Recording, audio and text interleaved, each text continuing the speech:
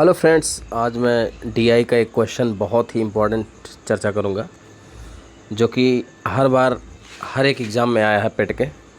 और ये थोड़ा सा परेशान करता है चूँकि ये फार्मूला टाइप का क्वेश्चन बनता है। तो देखते हैं, जैसे कि क्वेश्चन कह रहा है कि निम्नलिखित रेखा, देखिए कह रहा निम्नलिखित रेखा आरेख 2001 से 2006 की अवधि के दौरान दो कंपनियां ए और बी द्वारा अर्जित प्रतिशत लाभ को दर्शाता है। आलेख का ध्यानपूर्वक अध्ययन कीजिए और प्रश्नों का उत्तर दीजिए। दिए गए प्रश्नों में दो कंपनियां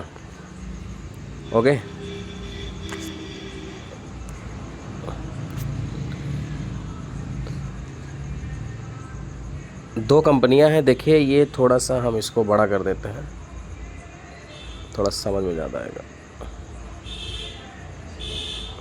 देखिएगा, अब थोड़ा दिख रहा होगा। कह रहा है कि 2005 में पहली बात तो ये देखिए, जो नीचे की लाइन है ये वाला, ये बी को दर्शा रहा है, मोटा वाला, ठीक है। और ये छोटा यानी पतला वाला ये दर्शा रहा है आपको ए को। तो ऊपर वाला ऐसे समझिए, जो पतला वाला लाइन है ये वाला ए को दर्शा रहा है, नीचे बी को। ये थोड़ा ध्यान देना। अब पहला क्वेश्चन कह रहा है 2005 में दो कंपनियां ए और बी, ठीक है। देखिए 2005 में दो कंपनियां ए और बी की आय क्रमशः 3:4 के अनुपात में थी। तो 2005 में इनके व्यय का क्रमशः अनुपात ज्ञात करें। तो पहले व्यय का कॉन्सेप्ट समझिए। ये क्वेश्चन बहुत ही अच्छा है, अगर आप समझेंगे नहीं तो परेशान कर सकता है। देखिए, व्यय का मतलब क्या होता है? व्यय का मतलब होता है कि कोई व्यक्ति अगर जो पैसा इन्वेस्ट करता है, ठीक है, जो इन्वेस्ट यानी हम उसी को इन्वेस्ट को हम अगर सीपी बोल दें, यानी क्रय मूल्य, या जो भी खर्चा लगा रहा है, या इसी को हम कर सकते हैं कि जो हम पैसा खर्च कर सकते हैं, जो हम पैसा खर्च करते हैं कोई भी चीज़, जैसे मान लिया हम बिजनेस करें तो पैसा एक तरह से सीपी ही तो खर्च किया जाएगा, तो हम खर्च को ही सीपी कह सकते हैं, यानी हमारा बेस खर्च है। अब खर्च को ही एक शब्द और बोला जाता है व्यय हिंदी में, ठीक है। खर्च ही व्यय है। तो व्यय हमारा क्या है, वो ये कैसे, इसका मतलब क्या समझे, जैसे ये कैसे निकलेगा। जैसे यहाँ लिखा है 45% लाभ। देखिए ये लाभ का डाटा आ जाए 45%, 50%। जैसे मैं एक डाटा उठाता हूँ 50%, जैसे लिखा है 50%, ठीक, यानी 50/100। इसका मतलब ये होगा कि जो 100 रुपया है यही हमारा सीपी, यानी यही हमने व्यय किया। हमने जो बिजनेस किया उसमें 100 रुपया व्यय कर दिया, और 50% यानी व्यय में 50% का लाभ हुआ। यानी 100 रुपया हमने अगर व्यय किया है किसी काम को करने के लिए व्यय किया, यानी इन्वेस्ट किया, तो उसमें हमें 50 का लाभ हो रहा। अब बहुत ध्यान से समझिएगा ये बात। अब यही व्यय जो मैंने 100 रुपया लगाया था और जो लाभ कमाया, यही दोनों अगर हम जोड़ लेते हैं तो हमें मिल जाता आय। ये चीज़ आप बहुत ध्यान से देखिएगा। इसका मतलब मैं फाइनली ये पहुंच गया, हम आपसे ये कह सकते हैं, ठीक है, कि आय बराबर हो गया, थोड़ा ध्यान दीजिएगा, आय बराबर हो गया, देखिए आय बराबर, ठीक है, आय का जो कॉन्सेप्ट मिल के आया वो ये है कि जो लाभ परसेंट है, यानी लाभ, और प्लस जो हमने खर्च किया है, खर्च इन द सेंस व्यय किया है, यही दोनों के बराबर होता है। ये बहुत ध्यान देना है, ठीक है। चूँकि देखिए इन्होंने दिया है आय का रेशियो 3:4 दिया है, तो ये इसी पे क्वेश्चन लगेगा कि जो हमने व्यय किया है, ठीक है, उसी में हम लाभ जोड़ेंगे तभी हमारा जो है खर्च आएगा। तो चलिए देखते हैं, अब क्वेश्चन समझते हैं। जैसे ये क्वेश्चन है,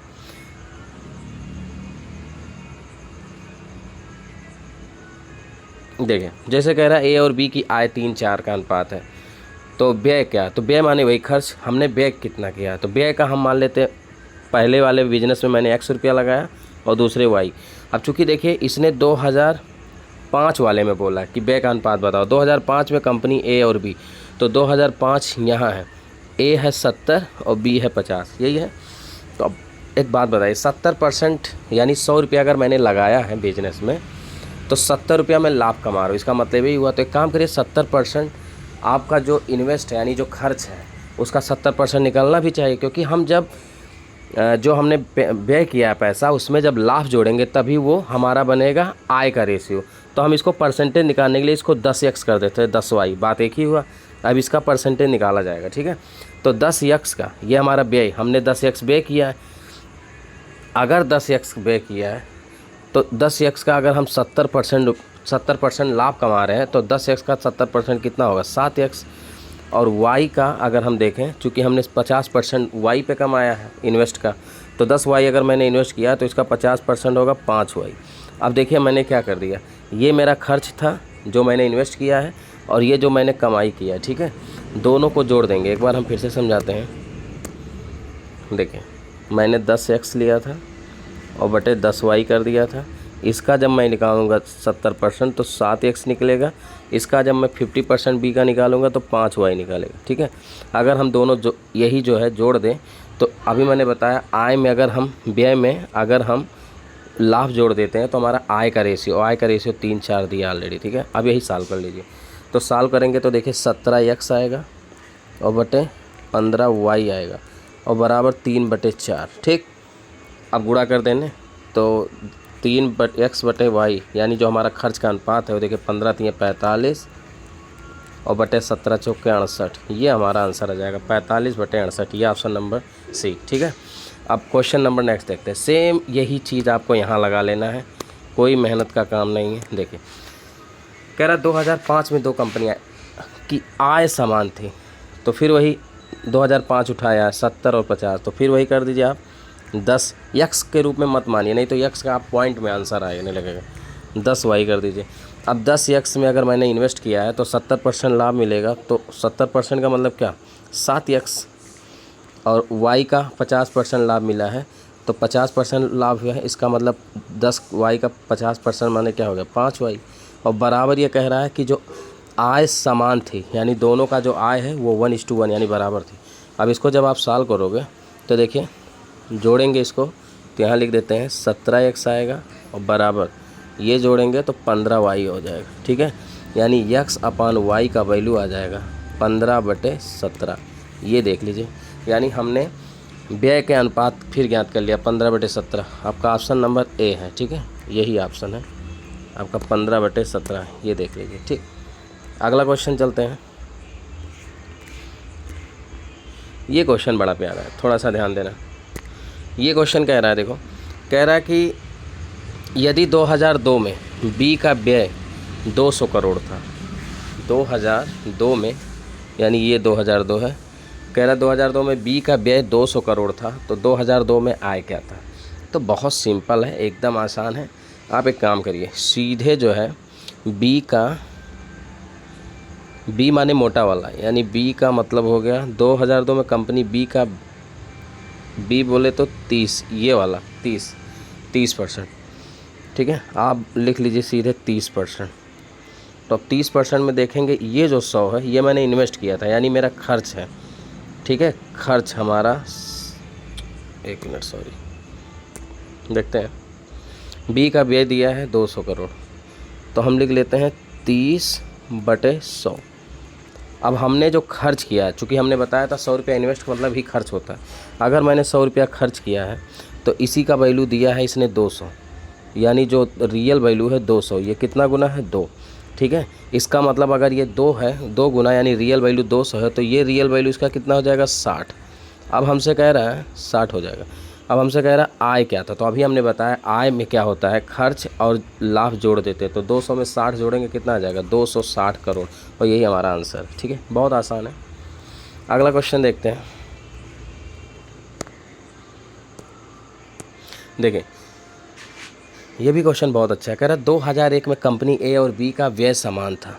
देखिए व्यय समान था, अब ए और बी का व्यय देख लेते हैं 2001, तो 2001 माने ये, यानी ए वाला अगर मैं देखूं ए की वैल्यू, ठीक है, तो 45% है भाई, यही तो है।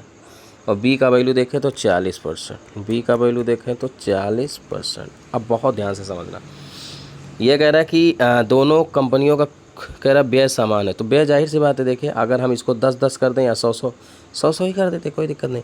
100 रुपया इसका है, 100 रुपया हमारा व्यय हो गया। अब कह रहा है व्यय समान था। 2001 में दोनों कंपनियों का कुल आय 342 है। तो अब बहुत ध्यान से देखना, अभी मैंने बताया कि जो मैंने व्यय किया है और लाभ दोनों जोड़ेंगे तभी मेरा आय आएगा। तो ऊपर से आय आ जाएगा 145, इसमें जोड़ देंगे ये और इसको हम जोड़ देंगे तो ये हो जाएगा 140, ठीक। 145 और 140, क्लियर। 2001 की बात कर रहे हैं। अब हम दोनों जोड़ लेंगे और दोनों का वैल्यू 342 दिया, देखें तो जोड़ेंगे अगर 145 140 तो 285 हो जाएगा। देखिए 285 की वैल्यू दिया है इसने 342। देखिए ये दिया। फिर कह रहा तो 2001 में कंपनियों का लाभ, तो भैया लाभ देखिए 45 और 40 कितना हो जाएगा 85। हमें 85 की वैल्यू चाहिए, तो निकाल लेते हैं। पहले तो इसको काट देते हैं, 17 से कटेगा क्या, 17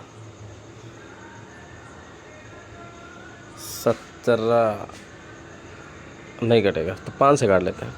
5 17 ही है 85 और 5 3 15, 5 3 15 और 3 5 55 25 कर देते हैं। 55 25 और 5 7 35, 57 बार। ठीक है 57 बार जाएगा। तो अब देखिए 57 का ये कितना गुना, 57 का देखें तो 6 7 42, 6 हाँ 6 गुना, ये 57 का 6 गुना है। तो इसी तरह 17 का 6 गुना निकलेगा, तो 17 छक्का 102। देखिए 102 करोड़ आ रहा है कि नहीं, ये आ रहा नीचे 102 करोड़। ठीक है ऑप्शन नंबर 4 एक बार देख लेना, बहुत अच्छा क्वेश्चन है ये। क्वेश्चन नंबर लेते हैं नेक्स्ट। ठीक है क्वेश्चन नंबर नेक्स्ट देखते हैं। कह रहा वर्ष 2003 में बी का व्यय 200 करोड़ था और 2003 में बी की आय 2006 में इसके व्यय समान थी। देखिए इसका व्यय समान था, 2006 में बी का आय क्या थी। बहुत प्यारा क्वेश्चन, चलिए बहुत ध्यान से समझिएगा। हम यहाँ थोड़ा जगह ऊपर है इसमें बताते हैं। देखें 2003 की मैं बात करता हूँ। 2003 कंपनी बी का व्यय 200 करोड़, तो कंपनी बी माने ये मोटा वाला, तो 55, देखिए 55/100। ठीक है 55/100। अब हमारा कह रहा नहीं, कह रहा कि 2003 में बी का व्यय 200 करोड़ था। अब ये 100 की वैल्यू ये 200 दे रहा है, इसका मतलब ये दुगना, यानी रियल वैल्यू 200, तो ये भी दुगना हो जाएगा। तो ये हो जाएगा हमारा 110 रुपया लाभ। 200 करोड़ अगर मैंने इन्वेस्ट किया था तो उसमें 110 रुपया लाभ हो रहा है। फिर क्या कह रहा है, और 2003 में बी का आय 2006 में इसके व्यय के समान है। तो पहले 2003 का बी का आय, अब देखिए 2003 में बी की जो आय है, बहुत ध्यान से समझिएगा, 2003 में बी की जो आय है, तो 2003 में अगर बी की मैं आय देखूं, ठीक है, तो आय माने क्या होता है, ये जो खर्च है और ये जो मैंने लाभ कमाया था, तो ये हो जाएगा 310 रुपये। ये थोड़ा ध्यान से समझिएगा, खर्च में लाभ जुड़ जाएगा। ये हमारा है 2003 का आय। फिर कह रहा 2006 में इसके व्यय के समान थी, तो 2006 का व्यय देख लेते हैं। 2006 ये है और दो बी का वैल्यू यानी 45, तो अब लिख लीजिए 45/100। बहुत समझिएगा बढ़िया से। कह रहा व्यय 2006 में बी की कंपनी की, अब देखिए 2006 में इसके व्यय के समान था। ठीक है, तो कह रहा कंपनी बी की आय ज्ञात करें, यानी कंपनी बी का आय। तो अब एक बात बताइए, इसने जो दिया है ये कह रहा है कि कंपनी 2006 में इसके व्यय के समान था। तो अब देखिए 2006 की बात करें, बी का जो व्यय है वो 100 है। ठीक है, और ये है हमारा 310। अब 100 को अगर मुझे,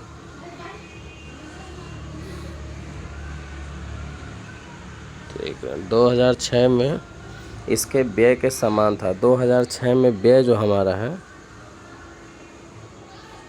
अच्छा देखिए ये चीज़ मैं गलत कर रहा था, 45 नहीं होगा, सॉरी 50 होगा। देखिए मोटा वाला, तभी उत्तर आ नहीं रहा था। तो अब इसको मिटा के हम करते हैं, 1 मिनट, ये 4 का इसको भी मिटाना पड़ेगा। चाहिए अब आ जाएगा। देखिए ये देखिए मोटा वाला लेना था 50। अब बहुत ध्यान से समझिए, 50 और 100। ठीक है, अब हमें क्या कह रहा है, कह रहा कंपनी 2006 में इसके व्यय के समान था। तो इसका आय 310 आया है और इसका आया है कितना, कंपनी बी की 2006 में इसके व्यय, तो 2006 में जो बी था वो 50 था और इसका व्यय जो है 100। अब ये 100 है, ये 310 है। ठीक है, तो जाहिर सी बात है अगर हम देखें तो 100 को हमें बनाना है 310, तो हम 100 में 3.1 से गुणा कर लेते हैं। अब देखिए इसको 3.1 से गुणा करेंगे तो ये 310 बन जाएगा, जाहिर सी बात है। ठीक है, 3.1 से गुणा करेंगे। अब इसका मतलब अगर ये 3.1 गुना हुआ है तो 3.1 गुना ये भी होगा। ठीक, अब कुछ नहीं रहेगा क्वेश्चन में। देखें अब हमसे कह रहा है तो कंपनी बी का आय ज्ञात करें। कंपनी बी का आय मतलब ही होता है खर्च प्लस लाभ।